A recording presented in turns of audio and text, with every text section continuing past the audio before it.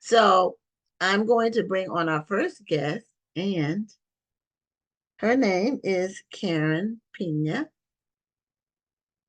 And Karen is a religious faith author. She has a book called Day by Day Glory Devotional, 100 Days of Sweeping You Up and Away. And Karen, welcome to Black Authors Matter TV. Oh, we need to unmute your mic so we can hear you. Thank you so much for having me. Can you hear me now? Yes, yes, perfectly. Thank you. Glad to be here tonight. Yeah, welcome to the show. And you are joining us from where? I'm in Florida. Okay, all right. Are Yeah. you all experiencing any weather where you are? I know they had some a few days ago, and there's supposed to be some more coming this way, but I don't think it's coming as far north as we are, and I don't think it's as far east as you are. Yeah, no, So it's just hot. it's just Just yeah. hot. We actually had a little respite from our normal heat. Yeah, we did too. This week was a little cooler. We Mm, got some rain, so thank God yes, for that because it was dry as toast, Gwen. yeah. I hear you, and we have to. And the thing about when you're in a warm climate, um, somebody was complaining to me that it was really hot where they were, and it was 90. And I said, if we have a uh, 90-degree day in the summer, that's a cool day for us. In Yeah. Houston, that's a cooler day. Our normal day is 95, but it hasn't been that bad yet. And I'm Right. Now, are hoping. you in Texas? I'm in Houston, yes. Oh, So yeah. our weather is like Florida's. Oh, yeah. So That's like a breeze for you all. I get yeah, it. yeah, yeah. 90 is not too bad. Because we Exactly. had a lot of 100-degree days last Mm-hmm. summer. It was just bad. So Mm-hmm. I wanted to ask before we get into your book, devotionals are normally a certain number of days. I'm finding when I see them, some are 30 days, some are 60 days, some are 365 days. So why did you pick 100 days? Yeah, isn't that Sure. something a little odd, right? Yeah. Well, I picked 100 days because it's just past 40 days of miracles, but not so far into a full year that you can really start to build your muscle in prayer, in exercising your faith to encounter God. And when I was praying about the number of days, he said 100 is enough to sweep them up and away. So the subtitle of the devotional is 100 Days to Sweeping You Up and Away. So that was strategic. It was planned by God. It wasn't just some random number that I picked. And I'm not into numerology, but if you look at 00, right, 0 plus 0, 0. So he was saying, I'm the one. I'm the one that can do this. Like they can't do it, but it's like a grace on this number 100. So that's why 100 days.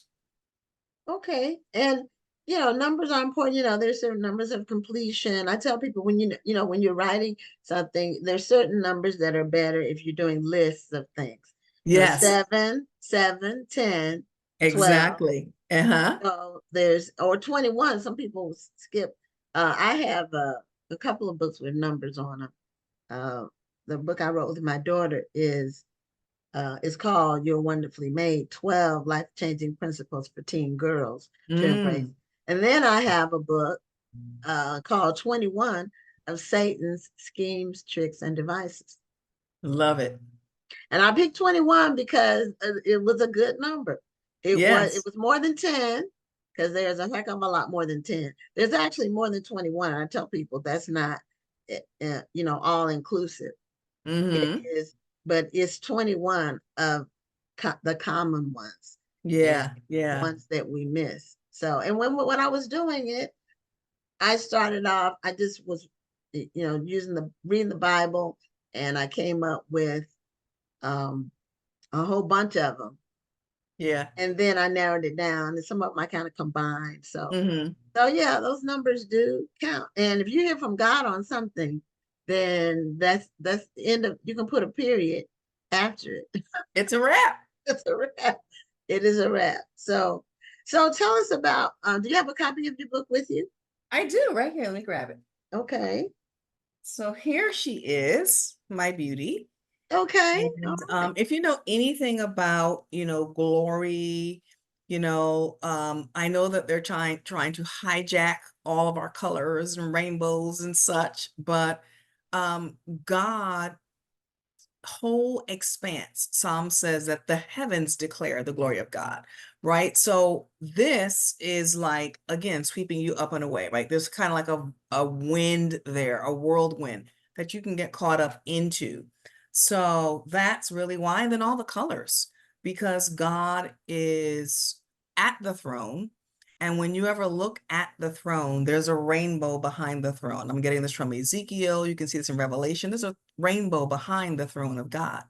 And Mhm. so the colors are really, if you get to the throne. And in this book, I have some tools to get you to the throne.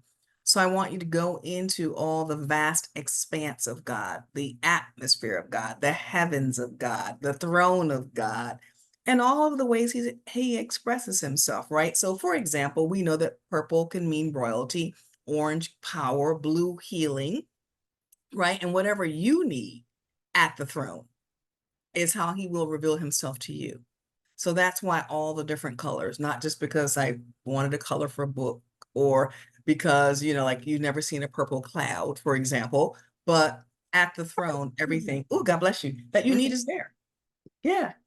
Um, Now you sound very knowledgeable about the word, and Mm, so I wanted to just get into that a little bit. What is your background and your um sure. Yeah. So I am an avid uh, reader of the word, studier of the word.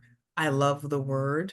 I told God really early in my walk when I first got saved back in the early 1989s. He took me off my job and I didn't understand why to study the word. So I was saved one day, Gwen. The next day I was shut in my house fasting and praying. And you know how some people say when you first start reading the Bible, read the red, go to the books of Jesus. That's not how he dealt with me. He took me right into the book of the prophets, Jeremiah, Ezekiel, Daniel, and I wanted to experience what I was reading. And that's where my hunger and love for the Lord was kindled. And that's when I had my first encounter with glory. I just simply prayed. I was fasting and praying. I was on a 30-day fast, like week 2 of being saved. I had no job. Everything was stripped from me, lost my car. I was moved in with somebody in the church that I was going into because he wanted my full blown attention. He had been calling me for many years. I guess I was not hearing his call because I didn't know him. Right. And when he got my attention, he was like, oh, it's on. And I start studying and studying and studying, eating the words, praying the word, and wanting to encounter what I saw in the word. And that's how it all began for me. And then I did go to Bible college for a couple of years. But for me, what really struck me about the word was I took it literally and I took it symbolically. And I said, if anyone in the Bible experienced angels, I can too. If they saw the ladder of God like Jacob, right? And can see heavens open up over their house, if they can be laying someplace and the bed become a place where God lays his head and declare, hey, God was in this place, surely, and I didn't even know it. I want to experience that. So I really just was drawn to the people in the word who had encounters with God, real life experiences with God. And if it's in the word, you can have it. So I start desiring that. And the first time I found out about all the prophets who in some way had God touch their mouth, right? So think about Ezekiel, Daniel, Jeremiah, right? God took coals and put it on one of the prophets' mouth. He touched and put their words in their mouth. I did not really understand the fullness of that at the time. I was young, but I was like, I want to encounter that. I laid down that night, Gwen, and never forget it. I was in between sleep and awake, just about to go to sleep. And that's still when I encounter God a lot. And I saw this living creature, like Ezekiel describes, with the wings and the face of an eagle. And he swooped down and kissed me in my mouth, kissed me in my mouth. And I went back like this. And my lips from that moment on um, for days, weeks. They just felt different. And I start praying like, God, okay, I was happy about the encounter, but more so like what happened. And he said to me, just like these prophetic vessels, I put my word in your mouth. Open your mouth, according to Psalm 84, and I'll fill it. So it's a different thing to go to study the word at a seminary or study it by yourself and allow Holy Spirit to teach you. That's good. But the word is alive. It's quick. It's active. It's powerful. That's Hebrews, right? That's what we know from the word. Jesus is the word. So we should be able to engage the word, encounter the word, see the supernatural God of the Bible. So that to me is beyond just head knowledge. It is, I'm walking this word out.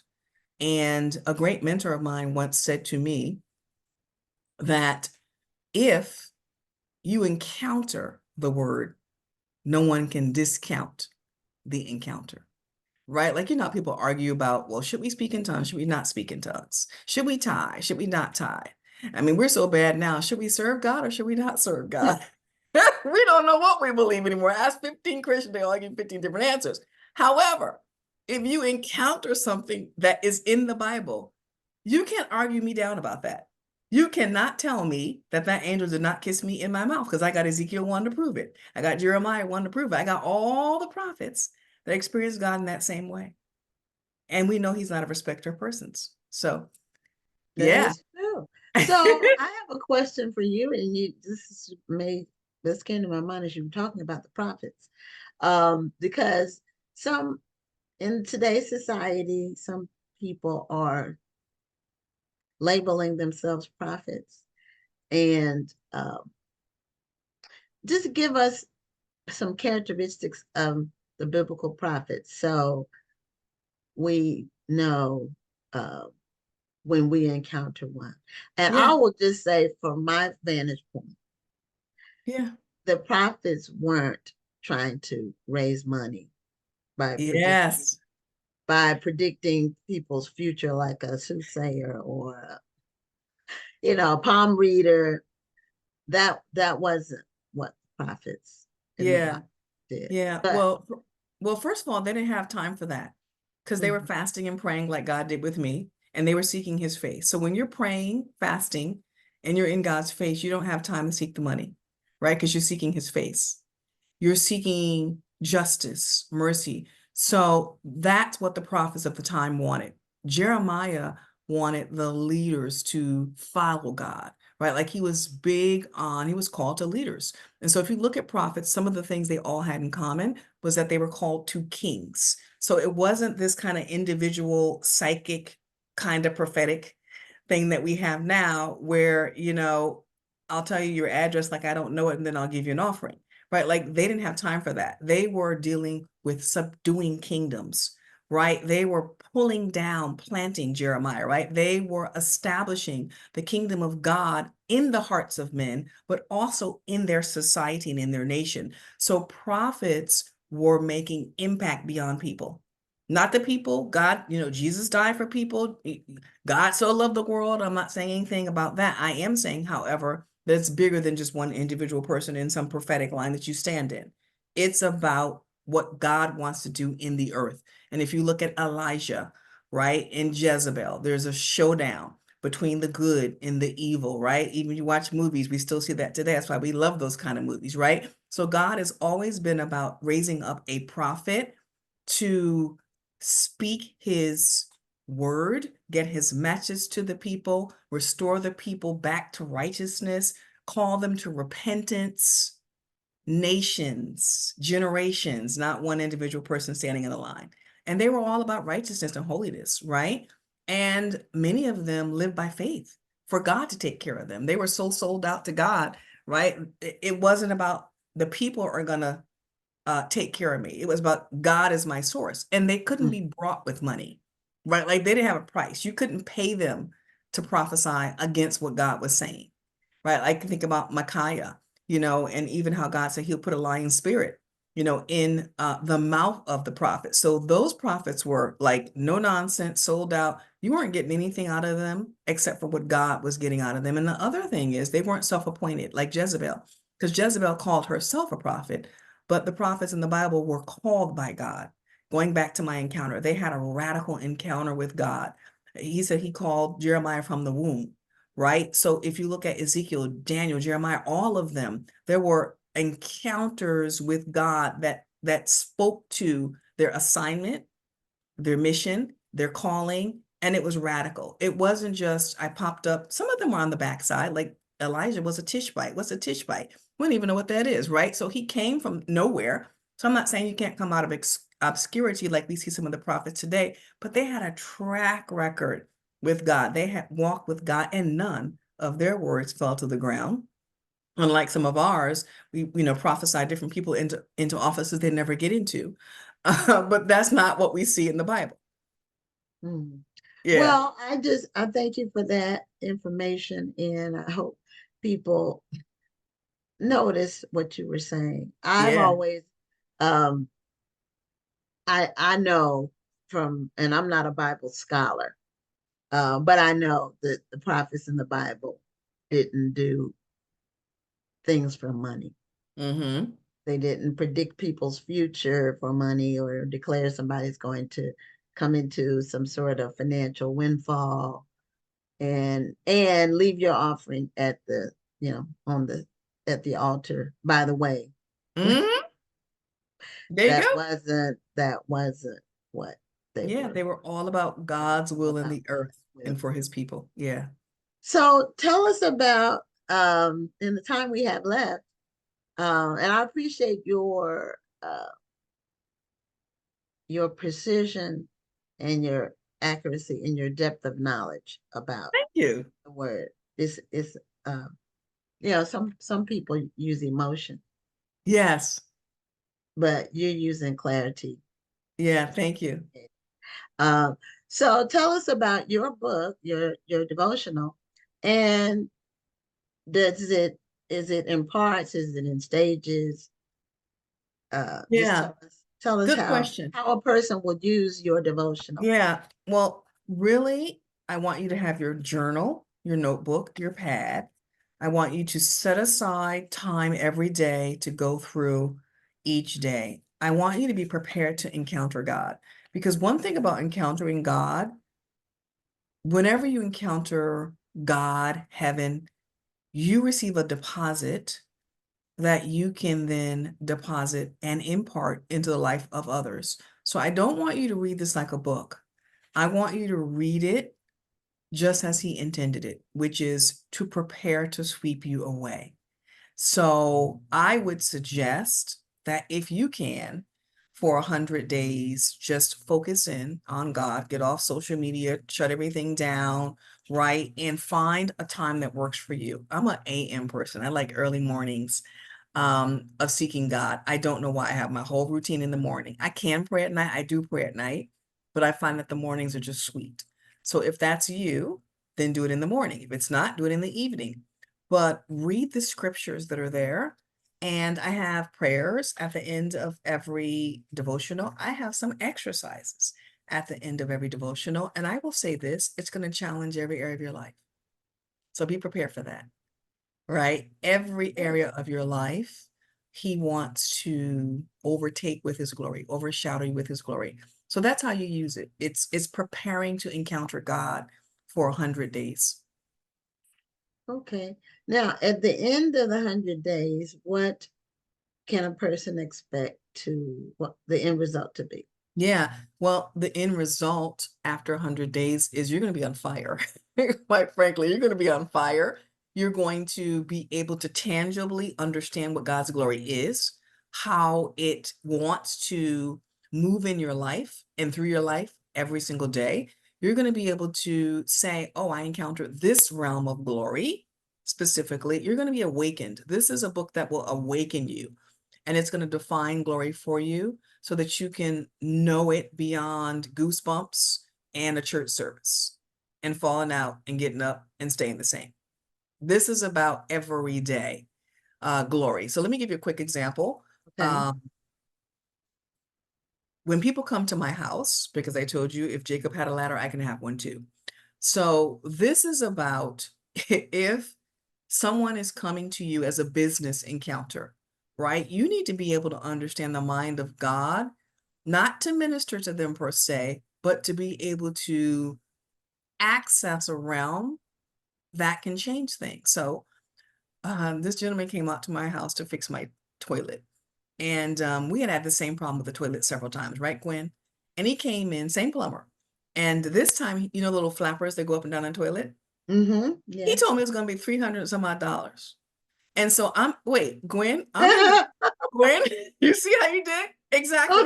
Because I I'm in, bought two of them, so I know how look, much they cost. look, I'm in this season of my life where it's like, I'm not arguing with you because I understand how glory works. I'm not even having this conversation with you. So I walked away. I just walked away from him. I left him right in the bathroom talking to himself about the price. When I came back, he said he had already put the thing on there. It was like, it's going to be free. No, you didn't make up your mind it's going to be free. I went into the glory realm because I know who I am. And you didn't have a choice but to give it to me for free because you were trying to rob me. Little things like that. And that may sound so simple, but you know the times we're living in, right? Like if you don't know how to change things in an instant, you're going to be in trouble.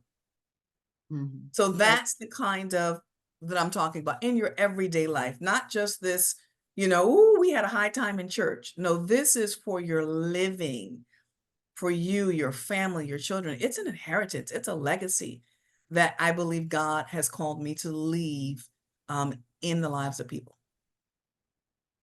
Well, when you talked about when people say we had church or falling out or whatever, actually, the word says if it's delivered with gladness, meaning excitement, it does not have the same impact. So we need to be sober and discerning when we're in the word and just not. It's good to be excited and it's good to praise and uh, I'm a member of the choir at my church, so I love singing and Yeah, me praise too. and worship portion of service Uh-huh. is great, and it gets the people in the spiritual mood, hopefully. But we need to be sober and discerning when we are um, when we're learning the word and when we're operating in this world. We have to be very vigilant Exactly. And guess because what? I don't have time to rev up to some place in a moment like that. I've got to be tapped in at all times, right? So there's right. nothing wrong with that, but I don't have time for 3 selections in a sermon before I get to shift atmosphere and change things, right? Like, you can't have a whole church service and then, like, okay, now I'm ready. No, it doesn't work like that. So that's what I believe this book will do is get you postured to live in glory and access it at any time when you need it. When you need it. I could go on and on and on and story about this. I needed a refrigerator. We have small cars. I was at Home Depot, right? And we were looking at refrigerators. I was like, how are we gonna get this thing home? We had lost power because Florida power. We have a generator, but we lost power. Everything in the refrigerator, something went down the refrigerator. Long story short, went to Home Depot looking for it, and I was in the middle of Home Depot. And I said, God, I need you right now. Simple. I didn't shout. I didn't speak in tongues. I didn't turn around the aisle 15 times.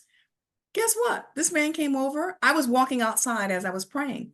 He ran me down. He said, did you buy that refrigerator?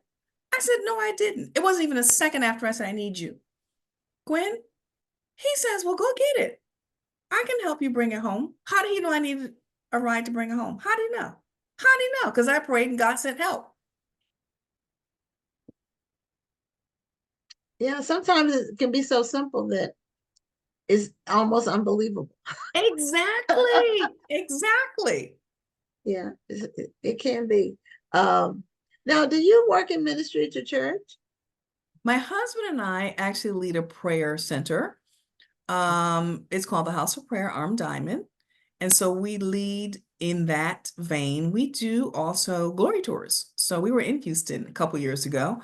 So the 5 states that we go to and teach on the glory and part train ministry and business leaders, Texas, North Carolina, Arizona, um, and we also go to Georgia. So those are the states that we're called to go teach this in. We do teaching online too. I have an online learning community, but we served for many, many, many years, Gwen, in a local assembly. And then God was like, now it's time for me to bring you into your kingdom assignment. So we still do have leaders that we're accountable to, but we're now in the phase of work where we are doing what God has called us to do and put us on this earth to do. And I'm so excited about it. We served very well and we have great favor because of it. Yeah. Well, one of the viewers, she watches the show regularly. Her name is Antoinette Wyndham. She says you're all. She says she is awesome, inspiring, informative, entertaining, and persuasive. Oh, thank you. And Thank you. that is true because you have a gift of being um, persuasive without bullying. You know, some people bully. You know, people have different personality traits and they have different approaches. Yeah. Yeah. But yours is you deliver all the information with a smile Yeah. and with confidence. Yes. I hear you. Yeah. I'm not one of those stick 'em up preachers. You know what I mean? Like you feel like you're being like it's a stick up. Like if you don't do something, something's gonna happen. And they'll even tell you. Like, I've heard people say, like, if you don't do this, you're crazy. Or I've heard people say to like they're ministering and they're like, oh, our crazy people. Like, okay. No. I don't want to sit under someone who's threatening me or calling me crazy or anything like that. So yeah, I mean, we're supposed to exhibit the fruit of the spirit. I was talking to someone recently, Gwen, and they told me, we were talking yesterday, and she said, I was just telling her how God doesn't, when God is speaking to us, he doesn't keep bringing up our weaknesses. Like that's what man does, right? So I can't remember a time I've gone into God's presence and he's like, Karen, let me just point out that this, and this is where you're weak. No, he talks to us about our strengths. He builds us, right? He encourages us. I'm not saying that he will not correct you. Of course he will. And Mhm. but he allows circumstances to do that. In his wise, infinite wisdom, he brings people and circumstances in your life to mold you, shape you, and refine you. He doesn't have a one-on-one talk with you and start reading down your list of all the things that you're weak in. No, he builds you up to where he wants you to be. He talks about your strength. That's why sometimes when he calls us and tells us things about ourselves, we're like, wow, we're blown away because we can't believe it because we are on the decline, always thinking down of ourselves, pulling ourselves down. But no, God is always building us up. And that's the spirit of prophecy, which is the spirit of Jesus Christ. So if you're telling me that going back to prophets, you're a prophet, but you're insulting me every step of the way, maybe not. Because prophecy is edification. It's one dimension of edification. It's correction too, but more edification than anything. So I appreciate that. And that's what we should be doing. That's what Christ does. I Yeah. agree. You know, just a common example that people know about with Moses. He didn't think he had what it took to lead the people, Yep. See that? Yep. but he was one of the main names in the Bible that just about everybody knows. Yeah. And he led the people. And you know, sometimes when you lead people, like the example he gave, and I want to welcome my co-host to the show. She sometimes she works for Too our much. federal government. Mm. And sometimes um she runs behind because after all, duty calls. And she's a veteran, so Thank you for your service. Thank you so much. It's nice to meet you, Karen. You too. You too. Yeah. yeah, Karen is very well versed scripturally. She's one of the your delivery, and I'm a PK, so I've heard preachers my whole life, since birth, Oh, wow. all kinds. Um, you know, not women growing up because that was foreboding. Um, Yes. so, but even my dad, who was an old school minister, he's passed now, but Yeah. he came around when it came to women because he recognized that God can, first of all, when God calls you, you're called, period. Yes, there you And, go. if God can call if he can make I'll say ASS talk, There then you go. why wouldn't he call him? And You could have said donkey, Gwen. You could have said donkey. But I could have, talking but about that if though, he can make a rock cry out, well, then no, while you're talking about that though, one thing I usually like to point out when we talk about Moses' story was that God was about to kill Moses because he wasn't doing what he was supposed to do. And if it weren't for his wife, standing up the way she did, he would have died that night because his wife was the one who came and circumcised their son because he wasn't going to do it, and he wasn't listening to God. So I think a lot of people forget about that part, that Zipporah was there for him and actually stood up for him. If it wasn't for her, there would be no Moses story. Yeah, yeah. Beautiful. Yeah. And it goes back to what we were saying when like God used encouragement, edification to get him to do his will. He didn't stand there and go, yeah, that's right, you dummy, you can't talk. Right. Like God didn't right, say that to him. That's not how he talks to us.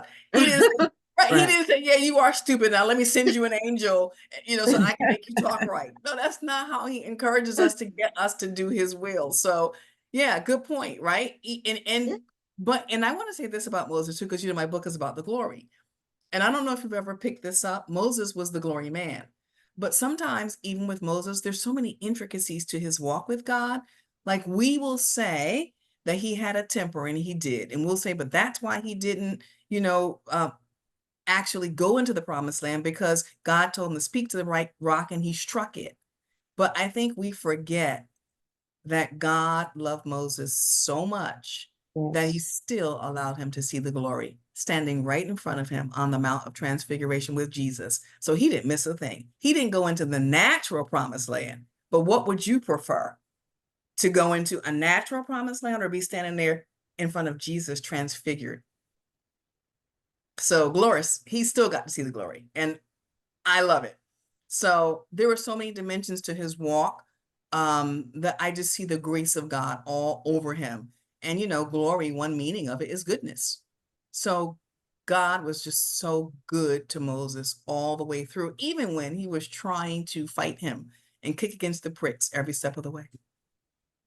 yeah. Sometimes some people who are called to ministry will say that they ran from it for a while because I know my brother who's passed, but he was really a born preacher because when Yeah. he was 5, he was mimicking. He could do a whole sermon mimicry. I mean, Wow. at 5 years old, and Wow. we were kids at church, so we would play church. You know, Yeah. as kids we would play. He would always, and he was 3 years younger than me, but he would always be the preacher. And Yeah. so we would have our church service in the garage, and he would wear one of my bathrobes and or his robe, and we would play church because Wow. what our world was. But he could preach from a kid, and then when he went to college, he said he really didn't. He Because my dad was a preacher, so he and he was a namesake too. So he said he just Yeah. thought maybe he should be doing something else. But he said Yeah. God wouldn't allow him to do anything else. So Yeah. yeah, Well, when yeah, you don't know anything about ministry, it's hard to run from it. See, I didn't really grow up in the church. I went okay, to Catholic grammar school, okay, right? We were like the 3 times a year type of Christians. And I did have a foundation in the word in Catholic school because they make you study the Bible, but I didn't really have a lens for ministry. So again, when he called me, it was come fast, pray, that kind of thing. So I couldn't run from something that I didn't know anything about.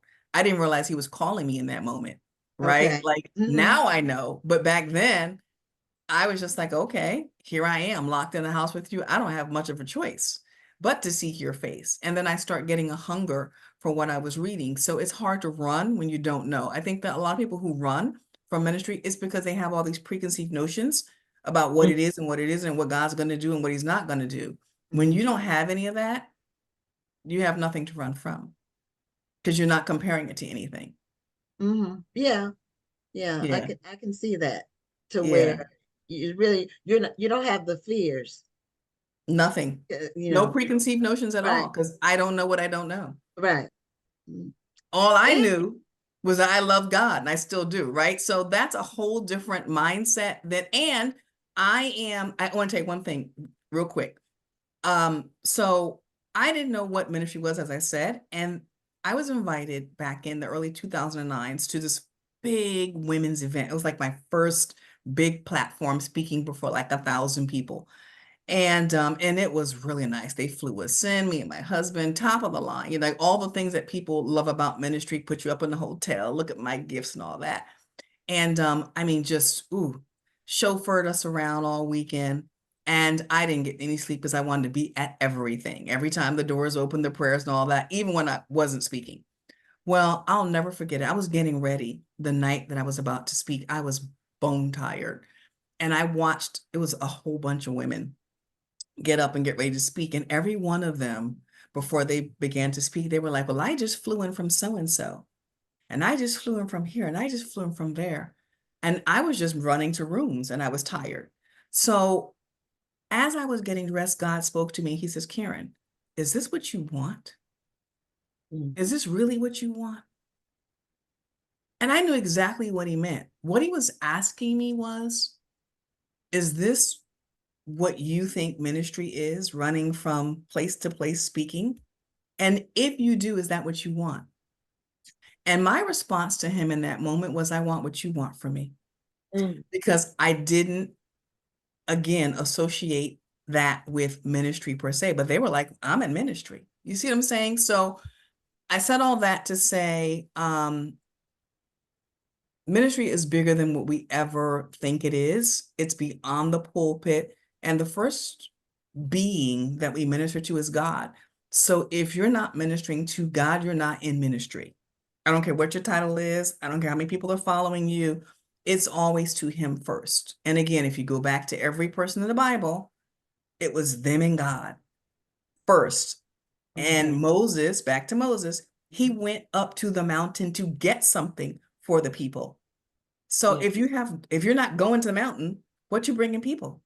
What are you bringing them? You have nothing to give anybody, because we need God. We need God.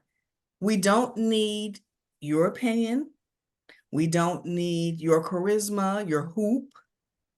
None of that. Nobody needs any of that. It's not setting anybody free. We feel good. We shake, we quake, we roll over, we turn to our neighbor. But at the end of the day, where's the transformation, right, in our lives? And this is Black Authors Matter TV, right? And I feel that sometimes the Black church in general is kind of stuck in a lot of tradition. Do you know what I'm trying to say? And things that they think equates to ministry, but we see the cycles over and over and over, generation after generation. You can just look and see. And so it's sad. It breaks my heart. And I just really want us to come up, and that's what this book is about. It's about, listen, we have a high priest, Jesus. He's the mediator. We don't need a middleman. Let's learn how to get to God for ourselves. Let's learn how to encounter God in our homes. When Jesus saved, have you ever noticed? And the whole house believed. He wants our whole house to be transformed, save all of our family members. That's what he wants. And so if you get that from your local congregation, bravo. Hats off to that leader, but that's not the norm. Most people aren't getting that. And we need to know how to reach God in the times we're living in, because you might not be able to call somebody on the phone, your prayer warrior, your intercessor, your pastor. You need to get to God. And you need to know how to heal your own self, right? There's going to be a day and time. You're not going to be able to take medicine, find medicine, right? It's going to be inaccessible. So you need to know how to do all the things Jesus did. Well, you have really given us a what's this is I feel like I've been to church. For the Bible study session. You're just so knowledgeable, and I appreciate that because I did not know what this was going to be about exactly, what you were going to talk about exactly, because we've never met and Right. never even had a conversation. So now that I know, if anybody asks me about Karen Pina, I will tell them she knows her stuff and she listens to God. So um hats There you off go. to you. Now show your book one more time so people can Yes. Here see. it is. Day by day It's Day glory. by Day Glory. It's 100 days 100 days is keeping you up and away. sweeping you up and away. So And Karen, your thank you. website is in the chat. Yes. Thank you very much. And thank you so much for being a guest on Black Authors Matter TV. Thank you for having me. Nice meeting you both. Okay. Nice meeting Blessings. you.